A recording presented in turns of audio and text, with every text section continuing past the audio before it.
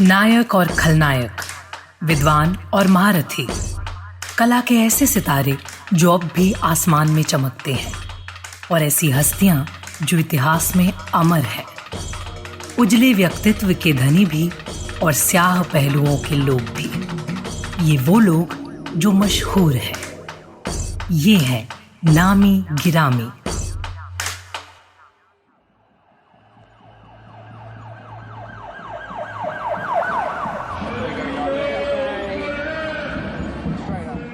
दिल्ली में उन दिनों राजनीतिक हलचल बहुत तेज थी।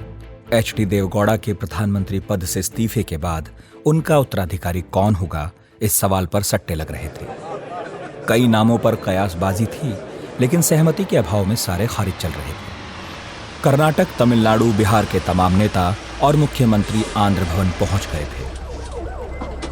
बैठकों का दौर चलने लगा। समीकरणों और तालमेल के गणित में डूबते उतराते हुए बिहार के मुख्यमंत्री लालू प्रसाद यादव ने आंध्र प्रदेश के मुख्यमंत्री चंद्रबाबू नायडू के कान में कहा, मेरे पास एक आदमी है जो प्रधानमंत्री पद के लिए बिल्कुल सही रहेगा। नायडू ने लालू से कुछ देर तक बातें की और फिर वहां मौजूद नेताओं की तरफ देखते हुए बोले, आप सबके लिए लालू जी का सुझाव है। ये चाहते हैं कि प्रधानमंत्री की कुर्सी पर जनता दल का नेता ही बैठे। नायडू के इतना कहते ही आवाज आई, लेकिन नाम तो बताइए उसका। नायडू ने नाम लिया। नाम सुनते ही हर कोई चौंका, क्योंकि पीएम की रेस में यह नाम दूर दूर तक कहीं नहीं था।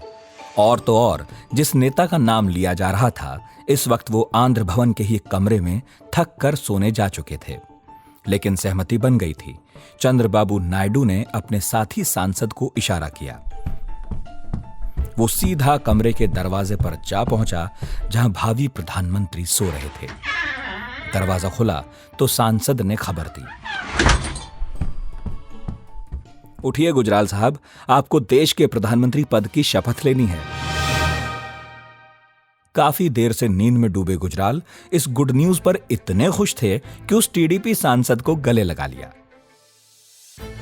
नमस्कार, मेरा नाम नितिन ठाकुर है और आज नामी गिरामी में कहानी देश के 12वें प्रधानमंत्री की, जो 12 महीने तक भी अपने पद पर नहीं रह सके, इंद्र कुमार गुजराल।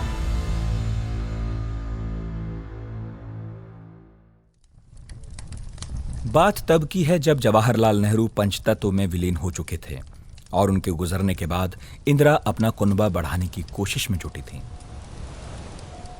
सहयोगियों के जुटान में एक नाम इंद्र कुमार गुजराल भी था। गुजराल का परिवार विभाजन के बाद उधर से इधर आया था। वो उसी डीएवी कॉलेज लाहौर में पढ़े थे जिसमें कभी भगत सिंह पढ़ते थे, और उन कुछ लोगों में शामिल थे जिन्होंने शहीद आजम भगत सिंह की अंत्येष्टि में हिस्सा लिया था। मशहूर शायर फैज अहमद फैज के स्टूडेंट इंद्र कुमार गुजराल शुरुआती दिनों में वामपंथियों के छात्र संगठन आईसा के नेता हो गए, लेकिन 1964 में वो कांग्रेस से जुड़े। आते ही उन्हें इंदिरा ने राज्यसभा भेज दिया। अपनी राजनीतिक सूझबूझ, अंतर्राष्ट्रीय मसलों को अलग ढंग से देखने का तरीका और चतुराई के बूते गुजराल ने इंदिरा के इनर सर्कल में दाखिल होने के लिए ज्यादा वक्त नहीं लगाया। इस वफादारी का इनाम भी जल्द मिला। 1971 में हर चुनौती को धता बताते हुए इंदिरा प्रधानमंत्री की कुर्सी पर फिर से काबिज हुई। पिछले 10 सालों से उनका साथ दे रहे गुजराल को काबीना मंत्री बनाया गया। गुजराल के राजनीतिक जीवन की यह बहुत सधी हुई शुरुआत थी, लेकिन 3 साल बाद सब कुछ बदलने वाला था। The President has proclaimed emergency. This is nothing to panic about. 24 June 1975 Allahabad high court का इंदिरा के खिलाफ फैसला आ गया। कोर्ट ने कहा कि इंदिरा ने जो चुनाव 1971 में जीता था वो गलत ढंग से जीता गया था और अगले 6 सालों तक अब वो कोई और चुनाव नहीं लड़ सकती थी। कांग्रेसी कबीले में खलबली थी। बैठक बुलाई गई। इमरजेंसी लगाने की चर्चा ने जोर पकड़ा। पास के कमरे में सूचना एवं प्रसारण मंत्री गुजराल संजय गांधी का इंतजार कर रहे थे। मीटिंग खत्म हुई तो संजय गुजराल से मिलने गए और बोले, गुजराल जी, दूरदर्शन या आकाशवाणी पर कोई भी न्यूज आए, पहले मैं चेक करूंगा और उसके बाद ही वो ऑन एयर जाएगी। ये सुनते ही गुजराल के चेहरे के हाव भाव बदल गए। उन्होंने साफ कहा, संजय, जो न्यूज ब्रॉडकास्ट होती है उसे मैं तक नहीं देखता, फिर आपके देखने का तो सवाल ही पैदा नहीं होता। जी हुजूरी का शिकार बन चुके संजय को इस जवाब की उम्मीद नहीं थी, मगर संजय और इंदिरा तय कर चुके थे कि उन्हें कौन सा रास्ता अख्तियार करना है। मीटिंग के ठीक अगले रोज देश भर में इमरजेंसी लागू कर दी गई। इंदिरा ने भाषण दिया जिसे देश के कुछ हिस्सों में ब्रॉडकास्ट नहीं किया गया।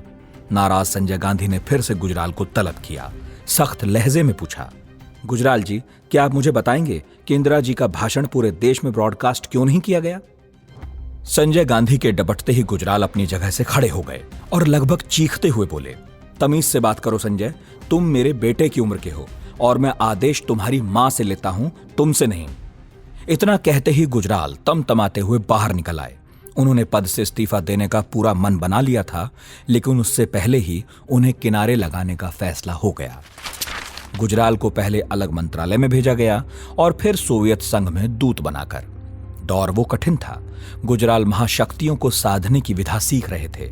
अपनी कोशिशों में इस हद तक कामयाब रहे कि जब देश में सरकारें बदली तब भी किसी ने उन्हें वापस नहीं बुलाया। वरिष्ठ पत्रकार डॉक्टर के विक्रम राव बताते हैं कि कैसे गुजराल की विदेश नीति ने वैश्विक पटल पर भारत की स्थिति को मजबूत किया था। इंदिरा कुमार गुजराल का मॉस्को में भारत के राजदूत बनाने की स्थिति भी बहुत माकूल, बहुत अच्छी नहीं थी। लेकिन चूंकि इंदिरा गांधी की उनके प्रति सहानुभूति थी तो उनको मॉस्को में राजदूत बना दिया। इसके दो फायदे हुए। एक तो इंदिरा कुमार गुजराल अपने वामपंथी विचारधारा के कारण बड़े नजदीक रहे सोवियत यूनियन मॉस्को के, तो वहां वो बड़े माकूल माफिक बैठे राजदूत के रूप में और काफी उन्होंने काम किया भारत रूस के संबंधों को नजदीक लाने के लिए। बल्कि इमरजेंसी में तो ये सोचा गया था कि कई चीजें, रूसी चीजें भारत में स्थापित हो जाएंगी राजदूत की वजह से। खैर, ये तो बाद में जनता पार्टी ने खत्म ही कर दिया था जो कुछ हुआ जब वो सत्ता में आई थी, तो अटल बिहारी वाजपेयी ने खासकर। लेकिन ये तो याद रहेगा कि किस प्रकार इंदिरा कुमार गुजराल को हटाया गया संजय गांधी द्वारा, कैसे वो राजदूत बने और फिर उनके समय भारत सोवियत यूनियन बहुत नजदीक आ गए थे तो उनकी वामपंथी विचारधारा के कारण। 80 का दौर आया। गुजराल ने महसूस किया कि अब शायद वो राजनीति और नौकरशाही दोनों से दूरी बना लें तो ही अच्छा है। लेकिन उनके पूर्ववर्ती पीवी नरसिम्हा राव की तरह नियति उन्हें भी चौंकाना चाहती थी। सन 1987 में बोफोर्स का शोर मचा। पीएम राजीव गांधी के करीबी वीपी सिंह ने मौका तलाशा और करप्शन के खिलाफ झंडा लेकर निकल पड़े। इस दौर में नींव पड़ी जनता पार्टी की। वीपी सिंह को नए साथियों की तलाश थी और जनता पार्टी विकल्प के तौर पर उन्हें आकर्षित कर रही थी। गुजराल ने कांग्रेस से इस्तीफा देकर जनता पार्टी का दामन थाम लिया। 1989 में लोकसभा का चुनाव था। गुजराल ने लड़ने के लिए जालंधर चुना और जालंधर ने भी उन्हें चुन लिया।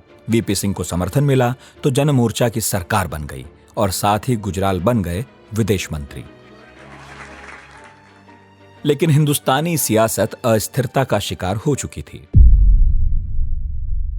जनता दल से चंद्रशेखर ने करीब 11 महीने बाद अपना समर्थन वापस ले लिया। सरकार गिर गई। कांग्रेस के समर्थन से चंद्रशेखर नए प्रधानमंत्री बने। उधर दिल्ली से 1000 किलोमीटर दूर पटना में बैठे लालू के लिए यह उत्थान का दौर था। चंद्रशेखर उन्हें फूटी आंख नहीं सुहाते थे। वो समझ रहे थे कि केंद्र की राजनीति में अगर कामयाब होना है तो दिल्ली में अपना पक्ष रखने वाले साथी खड़े करने होंगे। इस भूमिका में उन्हें वीपी फिट लगते थे और गुजराल वीपी के खास थे। नतीजतन पंजाब प्रांत से आने वाले गुजराल को पटना से लोकसभा टिकट मिल गया। गुजराल चुनाव जीते, लेकिन वोटिंग में धांधली का आरोप लगा और चुनाव रद्द हो गया। गुजराल के करियर का यह पहला दाग था। लेकिन बिहार के आंगन में आ चुके गुजराल का रिश्ता लालू के साथ गहरा होने वाला था। कुछ महीनों बाद बिहार के मुख्यमंत्री लालू प्रसाद यादव राज्यसभा में भेजने के लिए नेताओं की लिस्ट तैयार कर रहे थे। उसी दौरान वीपी सिंह का फोन आया। सिंह ने कहा, आप जो राज्यसभा सांसदों की लिस्ट बना रहे हैं उसमें एक नाम और जोड़ें, इंद्र कुमार गुजराल का। 16 साल बाद गुजराल राज्यसभा जा रहे थे। वरिष्ठ पत्रकार विजय त्रिवेदी बताते हैं कि इस फैसले ने लालू और गुजराल के रिश्ते को नया आयाम दिया, लेकिन इस रिश्ते में लालू खुद को हमेशा गुजराल से ऊपर आंकते रहे।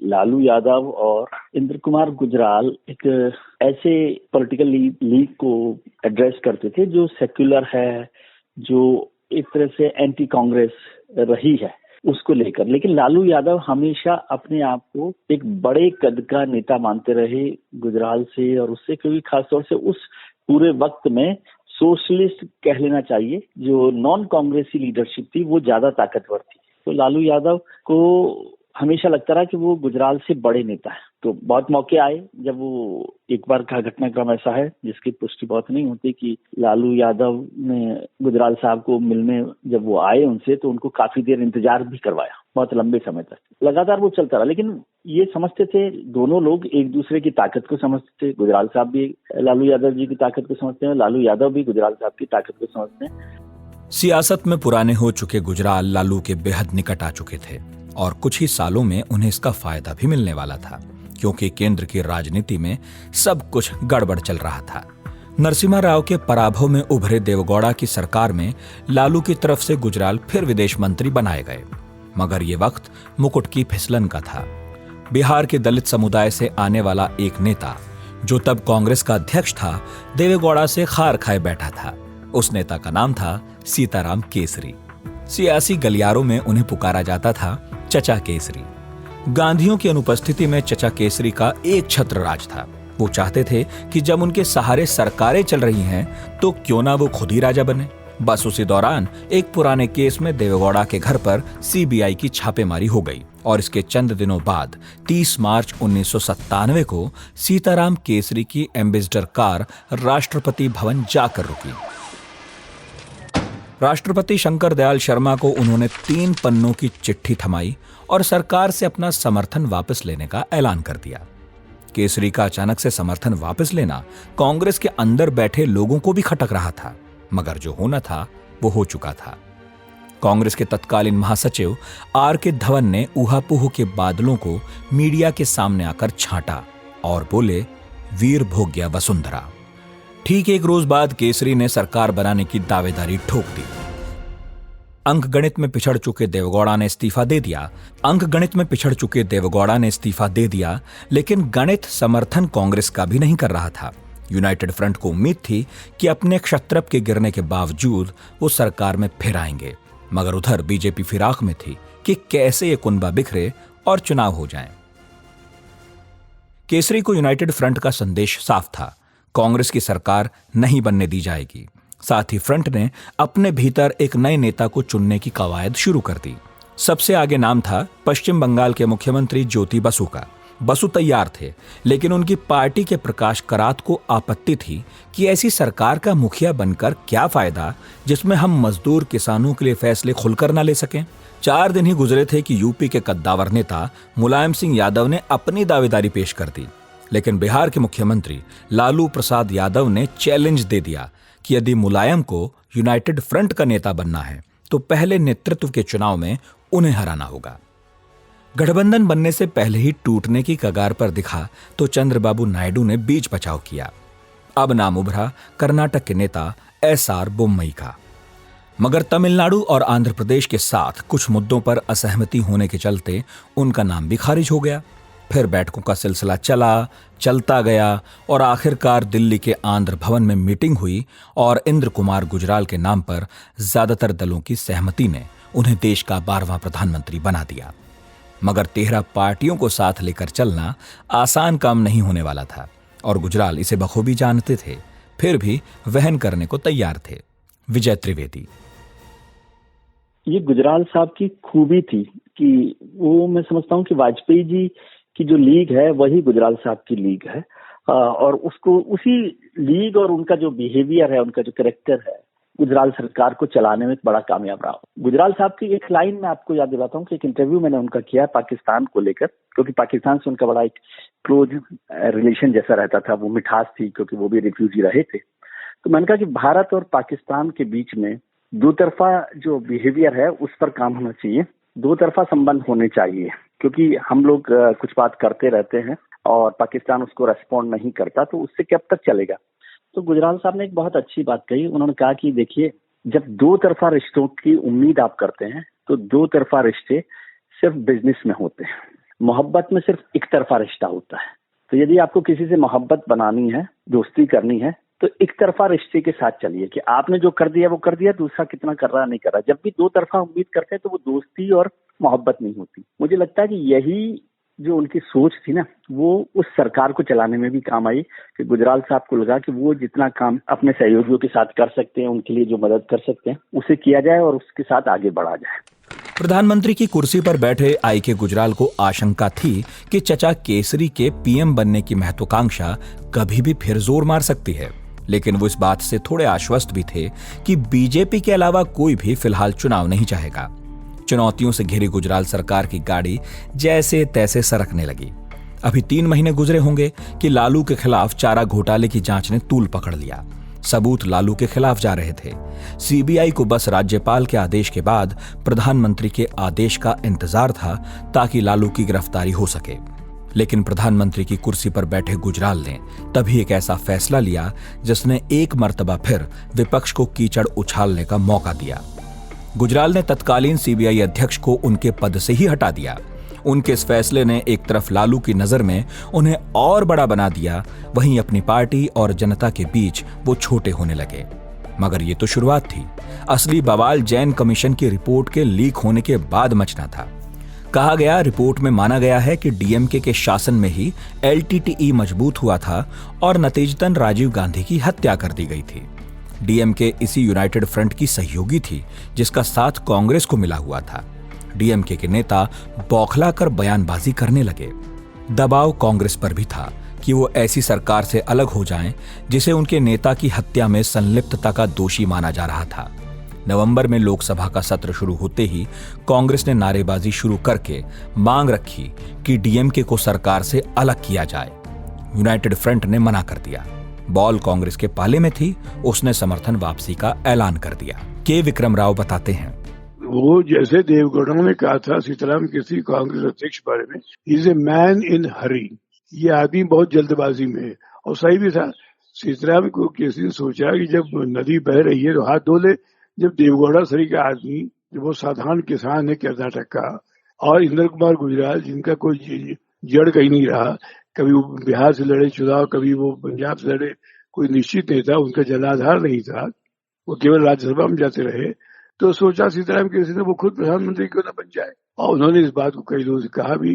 तो देवगौड़ा की सरकार को जो गिराया सीताराम केसरी ने विवश कर इस्तीफा देने के, और इंद्र कुमार गुजराल के साथ ऐसी हालत पैदा कर दी सीताराम केसरी ने कि वो भी जाए और खुद स्वयं प्रधानमंत्री बन जाए। लेकिन इंद्र कुमार गुजराल के जाने के बाद इतना निश्चित हो गया कि अब बहुमत न मिलने से संसद में ये हटेंगे। तो गुजराल के हटने के बाद फिर वही स्वाभाविक था चुनाव हो जाना। लेकिन सीताराम केसरी का कारक रहे 2 प्रधानमंत्रियों के पतन के, देवगौड़ा के और इंद्र गुजराल की। इंद्र गुजराल सीताराम केसरी द्वारा प्रधानमंत्री बने और उन्हीं के कारण वो हटाए भी गए।